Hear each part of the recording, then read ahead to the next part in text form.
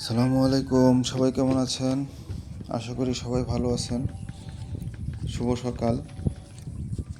আজকে গ্রামের একটি অসাধারণ দৃশ্য আপনাদের কাছে উপস্থাপন করলাম।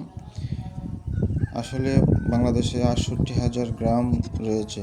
তার মধ্যে অনেক গ্রামগুলো শহরে পরিণত হয়ে গেছে, কিন্তু বেশিরভাগ গ্রাম এখনও গ্রাম রয়ে গেছে। এটাই দেখেন, আশেপাশে কোনো বাড়িঘর পাওয়া যায় না। খুব অল্প সংখ্যক বাড়িঘর, তাও আবার অনেক দূর দূর। এটা সিলেটের সুনামগঞ্জ জেলার ধনপরশা উপজেলার একটি গ্রাম। গ্রামটা দেখতে অসাধারণ।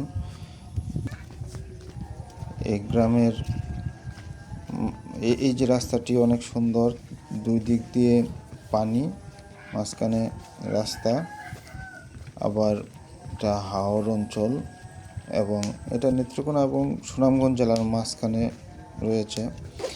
এই গ্রামটি আবার একটি ঐতিহ্য রয়ে গেছে, যেটা হচ্ছে সুনেত্র গ্যাস ক্ষেত্র। বেশ অনেক আগেই এই গ্যাস ক্ষেত্রটি এখানে আবিষ্কৃত হয়েছে, সুনেত্র গ্যাস ক্ষেত্র। এই যে এখান থেকে একটু দূর দেখতেই পাওয়া যায় সুনেত্র গ্যাস ক্ষেত্রটি। এখনও এখান থেকে গ্যাস উত্তোলন করা শুরু হয় নাই। যাই হোক, আমি গ্যাস নিয়ে আলোচনা করতে চাচ্ছি না। সুনেত্র গ্যাস ক্ষেত্র থেকে যখন উত্তোলন হবে তখন হয়তো বাংলাদেশের অনেক উন্নত হবে বাংলাদেশ। সে যাই হোক, গ্রামের আবহাওয়া, গ্রামের অক্সিজেন, গ্রামের বাতাস এতই ফ্রেশ, যেটা মানুষকে প্রশান্তি দেয়। যারা শহরে থাকেন, শহরে বসবাস করেন, ইট পাথরের ঘেরা শহর, সেখানে দূষিত আবহাওয়া থাকে এবং মন তেমন ভালো থাকে না।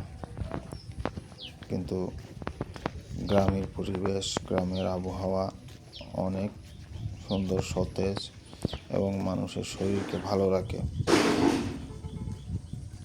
যারা শহরে থাকেন, কখনো গ্রামে আসেননি, তারা এটা বুঝতে পারবেন না।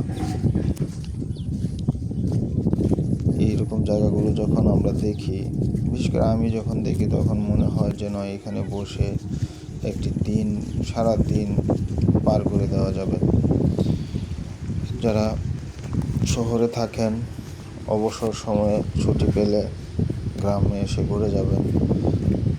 গ্রামে যদি ঘুরে যান তাহলে মন ভালো হয়ে যাবে এবং শরীরও ভালো থাকবে আশা করি। সবাইকে ধন্যবাদ। আসসালামু আলাইকুম।